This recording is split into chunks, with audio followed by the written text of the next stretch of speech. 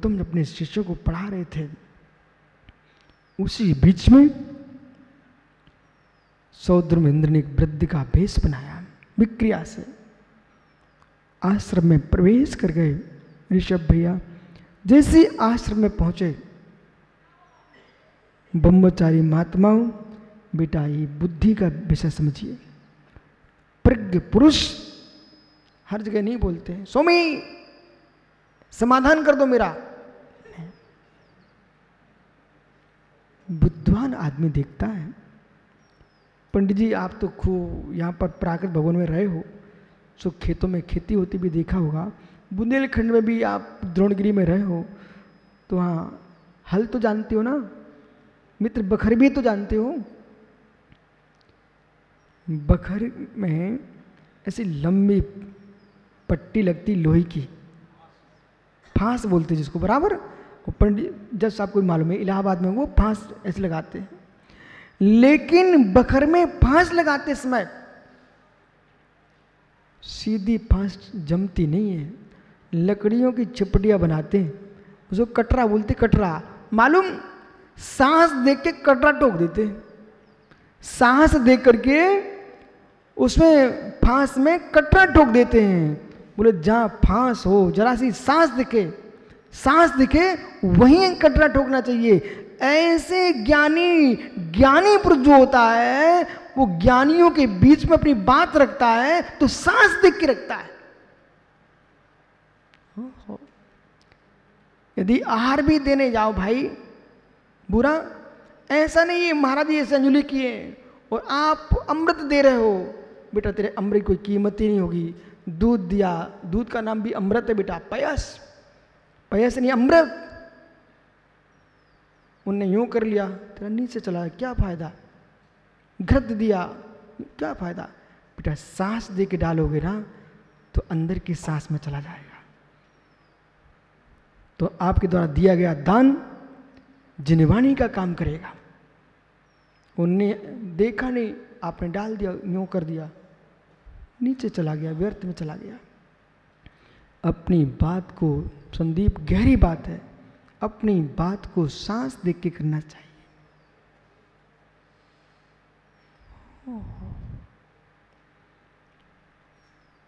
सौद्रमिंद्र भले इंद्र था, इतना समझदार था, आखिर में 500 चेलों का गुरु है, उसका सम्मान तो रखना पड़ेगा। शांति से जाके बैठ गए। जो वेद पाठ सिखा रहे थे और उन्होंने 2 मिनट लिए एकदम शांति को महसूस किया, उस समय सौद्रमिंद्र खड़ा हो गया, मतलब वृद्ध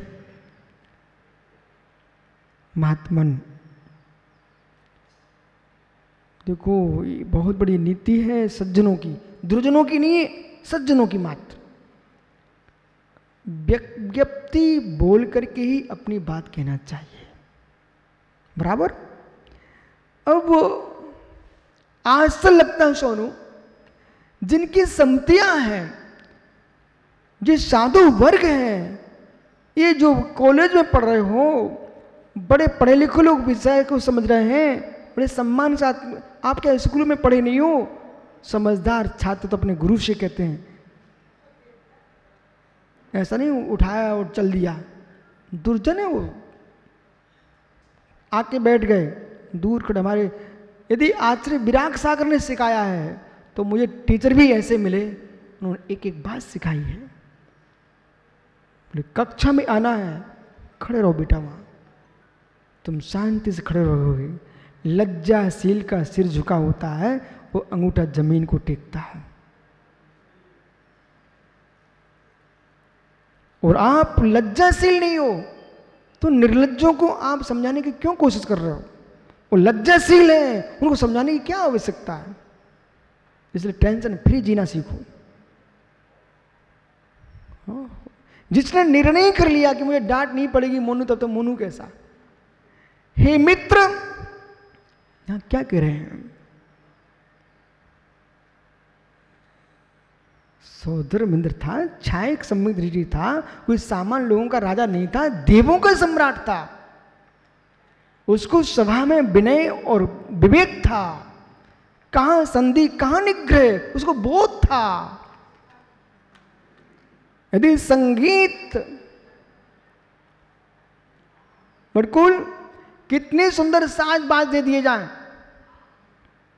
जब संगीत आता नहीं तो कान फोड़ोगे, लोग कहेंगे बंद कर दो भैया ऐसे।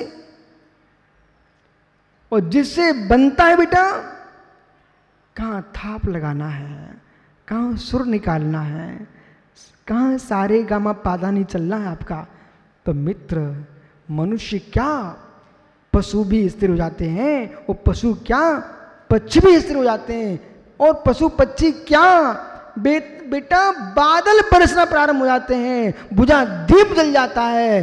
ये संगीत ग्वालियर के तानसेन से मिलो। पर जिसको बेटा आता नहीं है वो तो कान फोड़ेगा। अब से एक बराबर है कि नहीं? संगीत से दीप जल जाता है। इसी प्रकार से मित्र, शिष्य की विनय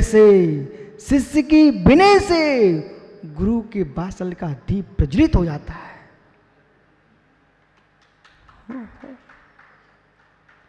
अब से एक भाई बेटा इधर देख, क्या आपने गाय को देखा? गाय के बेटा चारों थन सूखे पड़े थे। कल की बात बता रहा हूं मैं। आप लोग घी बनाना सीखो। यहां से मैं जंगल तक जाता हूं, सुब्रत सागर, बहुत कुछ सीख के आता हूं। ये लोग समझते नहीं, ये ही समझते, बोले महाराज जी तो घूमते रहते बस। हो। महात्मा संपूर्णानंद जी बिना भ्रमण के बोध नहीं हो सकता है, और बिना बोध के सागर समत भाई बोधि नहीं मिल सकती है, और बिना बोधि के समाधि नहीं हो सकती है, और बिना समाधि के निर्वाण नहीं मिल सकता है। भ्रमण करना चाहिए विवेक के साथ, व्यर्थ का नहीं, घास में नहीं, इरियापस से। तीर्थ वंदना के लिए, तीर्थ वंदना के लिए, गुरु वंदना के लिए, स्वाध्याय के लिए, शुद्धि आदि के लिए, आहारचर्या के लिए, न कि मौज मस्ती के लिए। वो तो प्रमाणचर्या है। इसलिए ज्ञानियों, अब से कल क्या देखा हमने? एक गाय के थन इतने सूखे सूखे थे, ये बगल में ग्वाली ने बछड़ा सामने लगाया, और जैसे ही बछड़ा नीचे गया, अपनी माँ के नीचे वो थन को पकड़ता है और सिर से सहलाता है। मित्र, नीचे जाते ही माँ के थन ऐसे, शरीर सूखा था लेकिन थन लबालब भर गए। मेरी सब समझ में आ गया। जब बछड़ा माँ के नीचे दुलार से जाता है तो माँ के थन भर जाते हैं। ऐसे शिष्य मेरे मित्र अपेत के अथवा बिना मायाचारी के, बिना मायाई भाषा के गुरु के चरणों में जाता है, तो मित्र गुरु भी लबालब उसको ज्ञान क्षीर दे देते हैं। बछड़ा बनना सीखो, बछड़ा बनना सीखो, बछड़ा बनना सीखो। कितनी बड़े हो जाना, पर अपने गुरु के सामने बछड़ा बन के ही रहना, बछड़ा बन के रहना। ये परम सत्य है। बेटे को देख करके पिता का बोध होता है, पिता हर्षित होता है। शिष्य को देख करके गुरु भी खुश होता है। सामने प्रशंसा नहीं होना चाहिए। जब शिष्य कहीं है, गुरु कहीं है, फिर भी शिष्य को गुरु दिखाई दे, इससे बड़ा सौभाग्य शिष्य का क्या हो सकता है। गुरु शिष्य की प्रशंसा करे, मित्र इससे बड़ा संसार में शिष्य को इससे बड़ा कोई उपहार नहीं है। अभी आचार्य विराग सागर जी भिंड में गए, उमरी में गए, रूर में गए, यहाँ के लोग आए बता रहे थे, बोले महाराज जी आज चश्री आप ही आपकी बात कर रहे थे। मैंने कहा सत्य है, हमारी बात नहीं थी, उन्हीं की बात थी। ये विशुद्ध सार की बातें नहीं थी, विश्वास मानिए कि कोई दीपक गायक कहे, कोई दीपक गायक, दीपक भाई कलकत्ता सुनना ज्ञानी, गाय के रहिए, गाय के रहिए, मेरा बछड़ा कितना सुंदर मोटा है, कितना बढ़िया है। अरे गाय सत्य बोल, तेरा बछड़े की प्रशंसा नहीं, तू अपनी प्रशंसा कर। कैसी? यदि बछड़ा मोटा हुआ कैसे? तेरा दूध बढ़िया ना होता तो बछड़ा मोटा होता कैसे?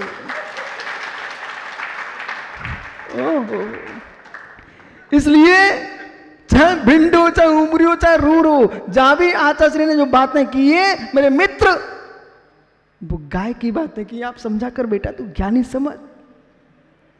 हो मतलब यदि वल्लू भाई ओ ज्ञानी यशोधर पप्पा, ओहो ज्ञानी, ये हमारा आपको अध्यक्ष देखा मुकेश, मुकेश आप देखो, वो बैठा देखो कितना मोटा दिख रहा है आपको। मित्र राजेंद्र भाई, यदि ये इतनी उम्र में भी इतनी सुंदर दिख रहे हैं, मोटे दिख रहे हैं, इसका मतलब क्या है?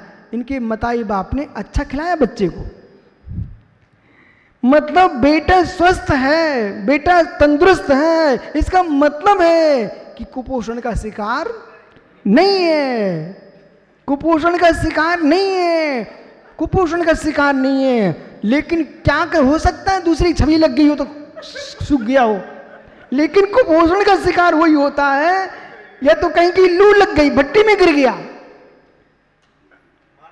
हो माँ के दूध पीने के बाद भी सूखे तो जरूर कहीं दूसरी जगह दृष्टि लगी है। हो ज्ञानियों, माँ का दूध पी करके बेटा मस्त हो जाता है, ऐसे गुरु के द्वारा प्राप्त विद्या से शिष्य उसकी बुद्धि मस्त हो जाती है। ये आशीर्वाद आचार्य विराग सागर महाराज का है। चैत्यालय की छतें मुझे याद आती हैं, जब वहां बिठाल कर कातंत्र रूपमाला पढ़ाते थे। मालूम, जैसा ये पूरा मंच पढ़ा लिखा है, ध्यान रखना, सीए, बीए, इंजीनियर, पता नहीं साहित्याचार, व्याकरणाचार, सब ये भी। दो बालक आज और आए हैं छतरपुर से, बेटा खड़े हो जाओ, सबको दिख तो जाए। भगवान महावीर को एक दिन में 1503 शिष्य मिले थे, मुझे आज 2 ही मिले हैं।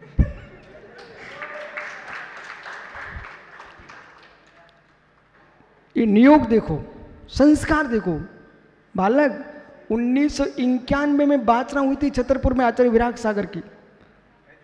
तुम लोगों का जन्म हो गया था क्या? कोई बात नहीं बेटा, जहां भी होंगे तुम्हारी माँ के गर्भ में संस्कार पड़ रहे होंगे, वे आज स्फुटित हुए हैं। और 1997 बाद 96 में चातुर्मास हुआ, फिर छतरपुर में कई बाचना हुई।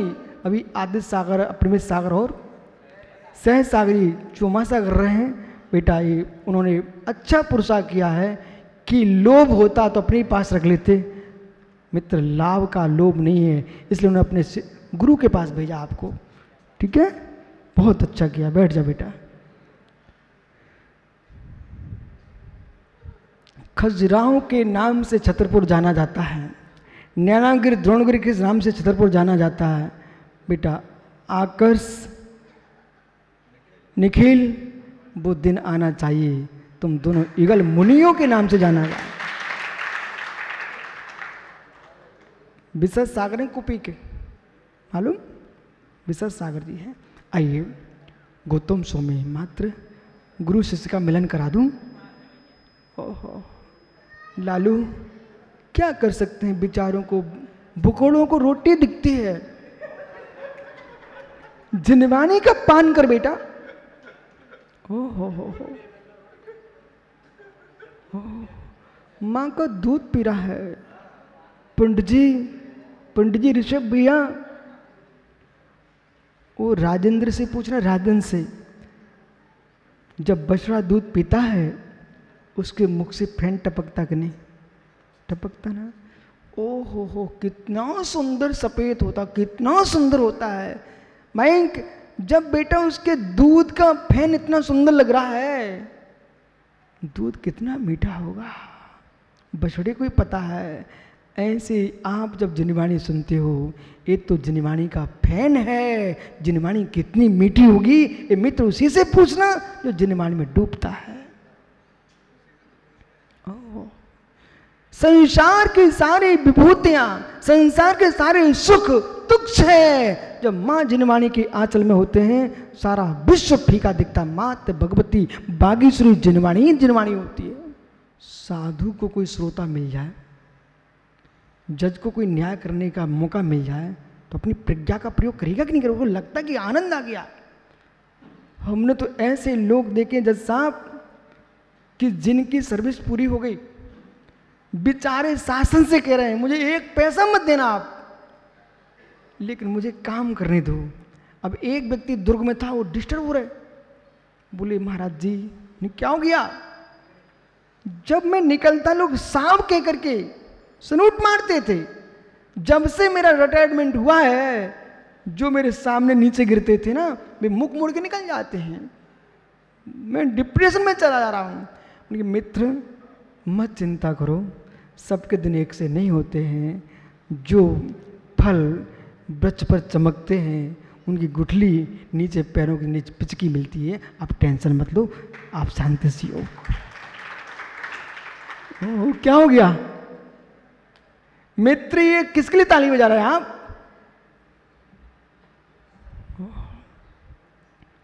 जैसे ही